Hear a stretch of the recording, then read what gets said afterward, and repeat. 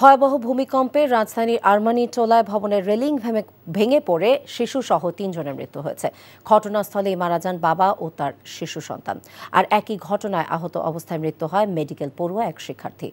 আহত অবস্থায় হাসপাতালে ভর্তি হয়েছেন বেশ কয়েকজন। আবির আহমেদের রিপোর্ট। হঠাৎ ভূমিকম্প, তাও রিক্টার স্কেলে 5.7 মাত্রা। রাজধানী ঢাকায় এরকম ভয়াবহ ভূমিকম্প প্রথমবার দেখল নগরবাসী। ভূমিকম্পে আরমানিটোলায় হঠাৎ 7তলা ভবন থেকে রেলিং ধসে পড়ে 13 বছরের শিশু রিমন ও বাবা রহিমের মৃত্যু হয়। মুহূর্তে লণ্ডভণ্ড হয়ে গেল গোটা পরিবার।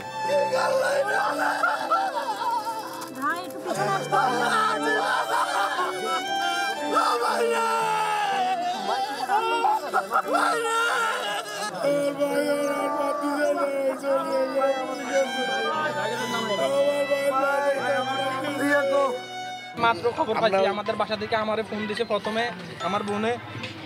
এবার আমি ভিডিওটা দেখে মোটামুটি শিওর হচ্ছি যে আমার ভাইয়ের।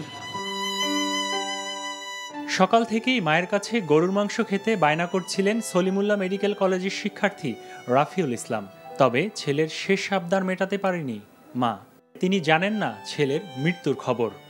এমন মর্মান্তিক ঘটনা কিভাবে মেনে নেবেন মা নুসরাত? ফাইনাল এক্সাম, তো ও প্রিপারেশন নিচ্ছিল, এক্সাম দেবে এবং ও ভালোও করতো। ওর আম্মু ওরে নিয়ে আসছিল বড় ডাক্তার করে, এখন ওরে লাশ হিসেবে নিয়ে যাবে। রাফির জন্যই ওর আম্মু এখানে বাসা নিছে।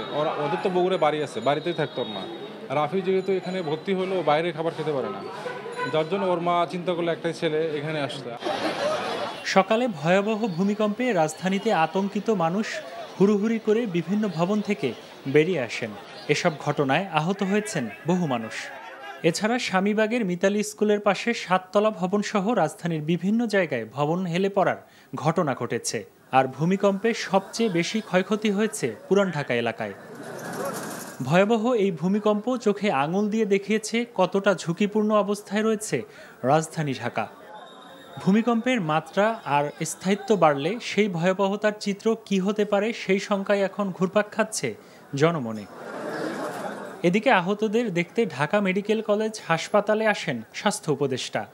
সব হাসপাতালে আহতদের সর্বোচ্চ চিকিৎসার নির্দেশ দেন তিনি। আমরা সবাই মিলে চেষ্টা করি যাতে আমরা তাদের জন্য ভালো চিকিৎসাটা দিতে পারি।